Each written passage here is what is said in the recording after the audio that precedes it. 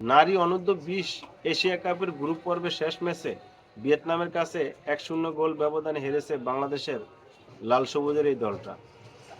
মঙ্গলবার 7 এপ্রিল থাইল্যান্ডে অনুষ্ঠিত ম্যাচে ৪৯ মিনিটের মাথায় বাংলাদেশ গোলরক্ষক মিলি আক্তারের ভুলে থি থু লি অ্যাঙ্গেনের একমাত্র গোলে জয় পায় ভিয়েতনাম। আর বাংলাদেশ হেরে টুর্নামেন্ট থেকে পুরোপুরি ছিটকে গেল। যদিও বাংলাদেশের পক্ষে একটা সম্ভাবনা ছিল, এই ম্যাচটা ড্র করতে পারলে কোয়ালিফাই করতে পারবে বাংলাদেশ এই দলটা, তবে আর সেটা হয়ে উঠল না। 1-0 গোল ব্যবধান হেরে টুর্নামেন্ট থেকে শূন্য হাতে ফিরল বাংলাদেশের অনূর্ধ্ব-20 নারী এই দলটা। এশিয়া কাপে টানা 6 ম্যাচ হেরে রেকর্ড করেছে বাংলাদেশ দল। বড়রা এর আগে এশিয়া কাপে হেরেছিল, সেটাই যেন অনুসরণ করলো ছোটরাও।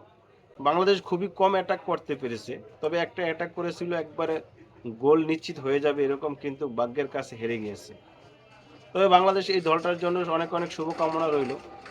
যদিও এই টুর্নামেন্টে বাংলাদেশ কোনো পয়েন্ট পায়নি, একটা ম্যাচও জিততে পারেনি, কিন্তু তারা এখান থেকে শিক্ষা নিতে পারবে যে আসলে তাদের কোথায় ঘাটতি রয়েছে, তাদের স্কেল আরও অনেক বাড়াতে হবে। এই টুর্নামেন্টে কোনো প্রাপ্তি নেই বাংলাদেশ দল।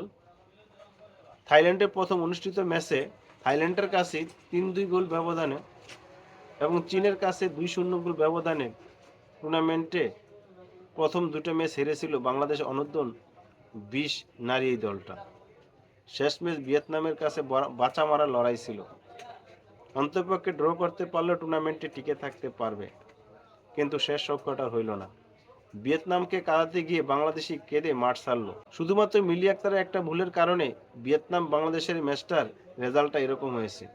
যদি ওই ভুলটা না করতো মিলি আক্তার, তাহলে কিন্তু ম্যাচটা অন্ততপক্ষে 0-0 গোলে ড্র হতে পারত।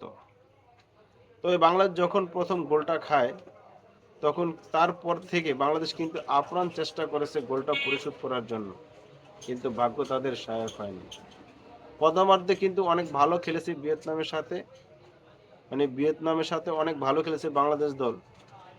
আমরা এর আগে চীনের সাথেও দেখছি, প্রথম অর্ধে খুব ভালো খেলে বাংলাদেশ দল, যখন দ্বিতীয় অর্ধে খেলা শুরু করে তখনই বাংলাদেশের সেই স্পিডটা থাকে না, তখনই মনে হয় যে একটু জম ধরে যায়। এগুলা জম ছাড়তে হবে, আরও তাদেরকে নিয়ে কাজ করতে হবে, তাদের ফিটনেস লেভেল বাড়াতে হবে, এদিকে নজর দিতে হবে।